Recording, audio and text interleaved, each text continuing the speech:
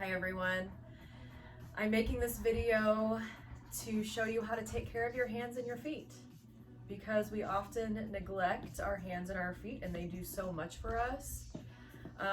And also this was inspired by clients that I have or other people that I've heard that have plantar fasciitis.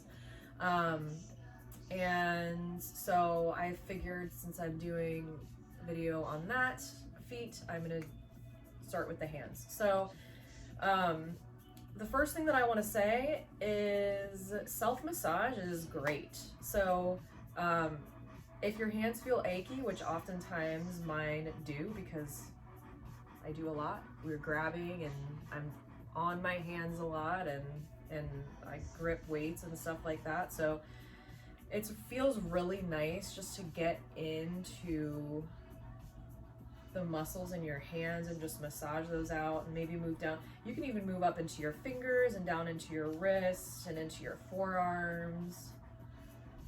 And that feels really, really nice. So self-massage is often something that I forget about, but it's really great. You can also get a massage too, but this is free. So it's a great thing to do that feels good. So keeping with the hands, the other thing I like to do in my yoga classes is have people come into tabletop, or have my students come into tabletop and then have them flip their fingers back towards their knees. Of course, if this does not feel good in your body, then don't do it.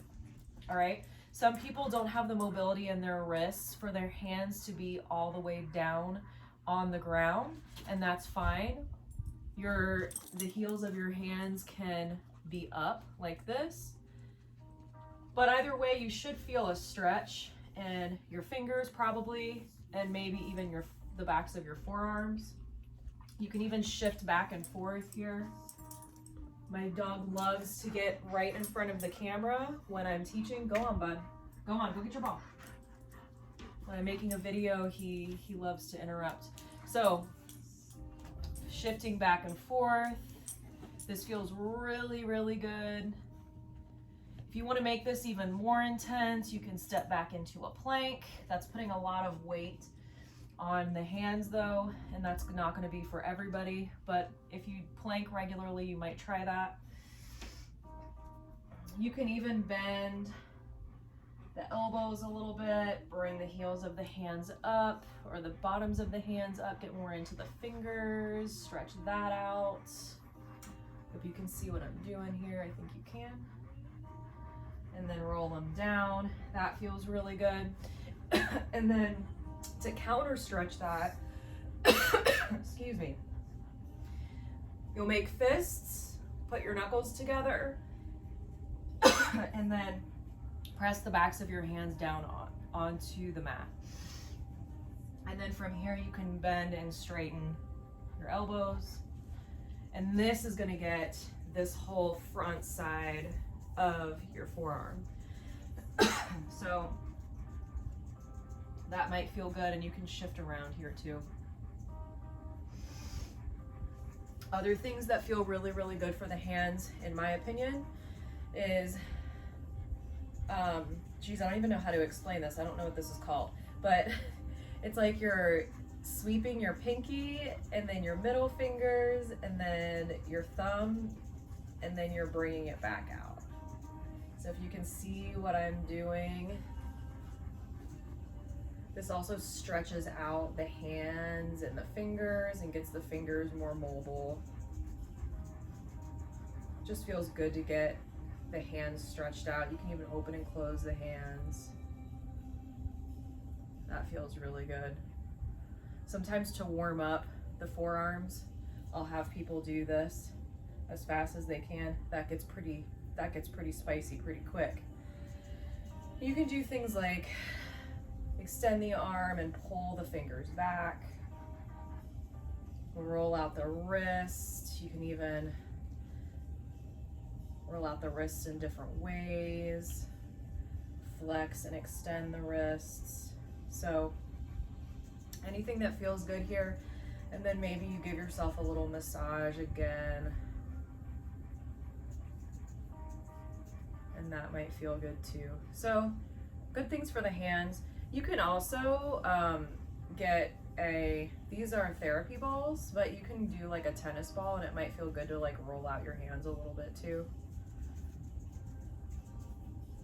Even the tops of your hands. You can even come onto the floor and do this. That feels really good for me.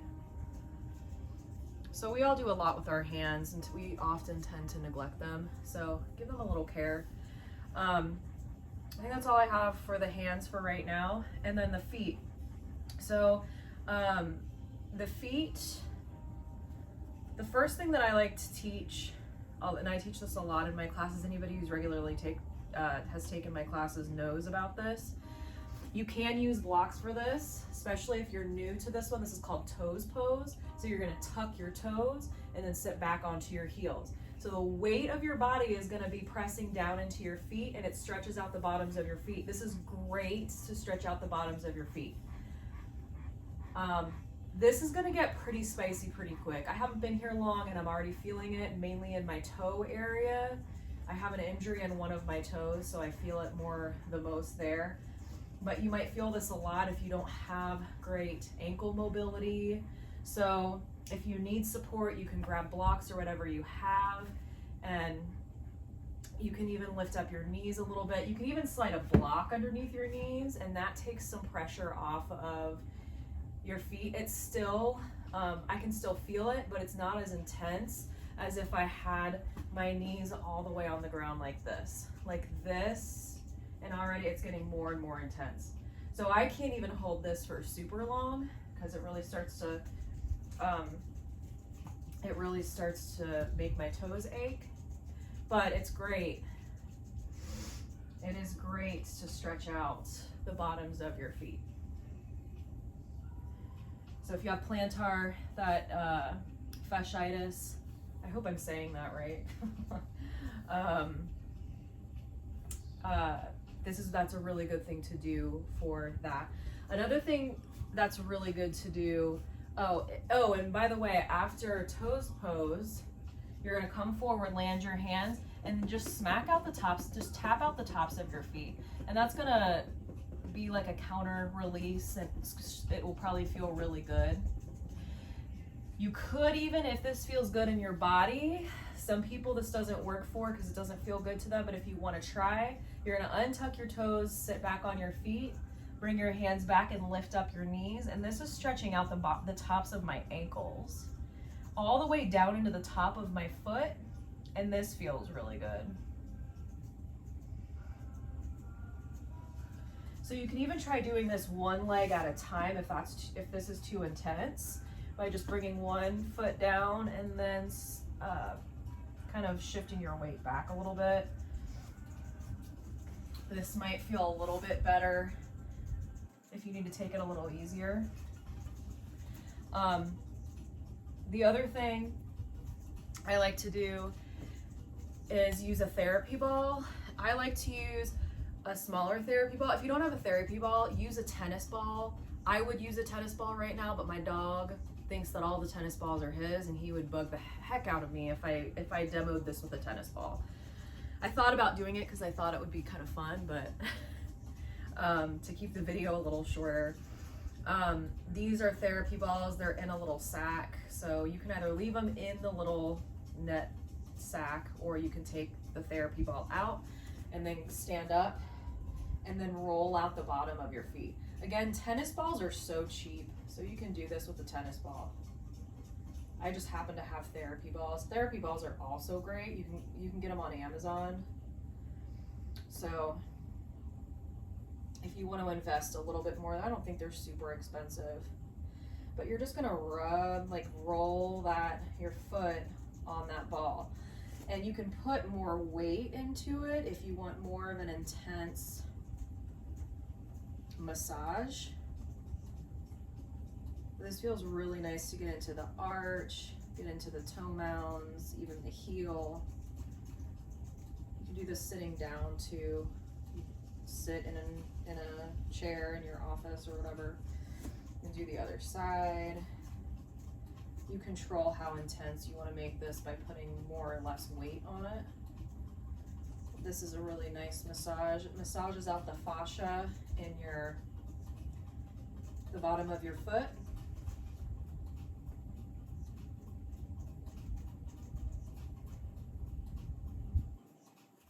So again, therapy balls are always nice to have. And again, self-massage. I do this all the time where I massage my feet.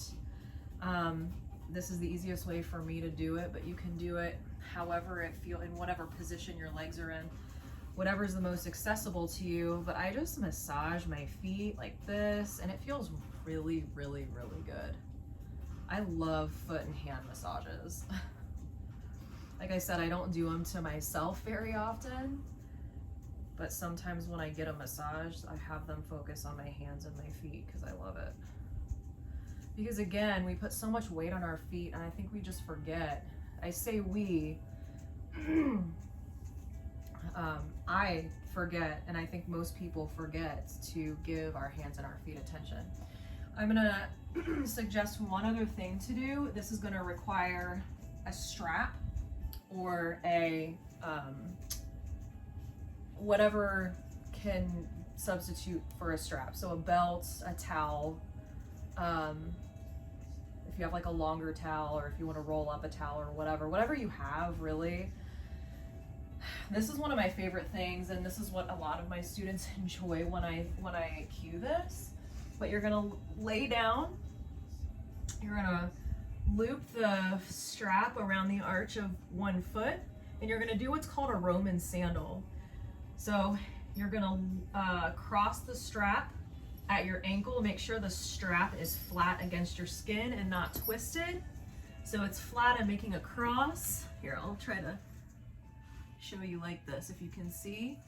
And then you're going to loop it behind around your calf, make another cross. Again, making sure that the strap is flat against your skin, and then bringing it back forward and holding on to the strap like this. So I have like this, and make sure it's taut too. If it's too loose, you won't really feel this. So I'm gonna tighten mine up just a little bit, and you can point and flex your toes, and this just gives the arch of your foot and your ankle and like the bottom of your calf a good massage. So you can point and flex the toes, you can roll out the ankle, and this feels really, really good as well.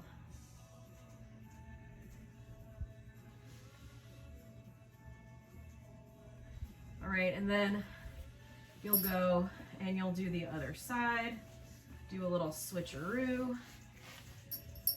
and then again, cross it in the front, cross it in the back. I have extra long straps because I like to do different things with the straps. And then do the same thing on the other side.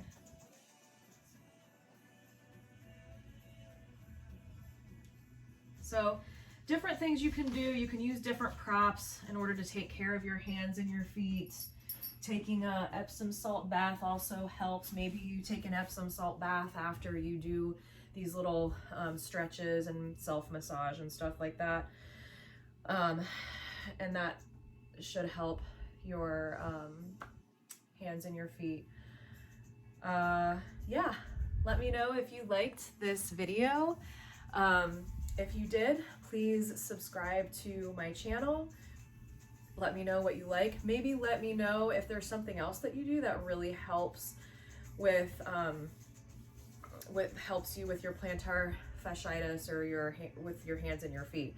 I've seen things where like people will put their forearms and their hands down into like a bucket of sand or really fine rocks or something, and that looks really cool.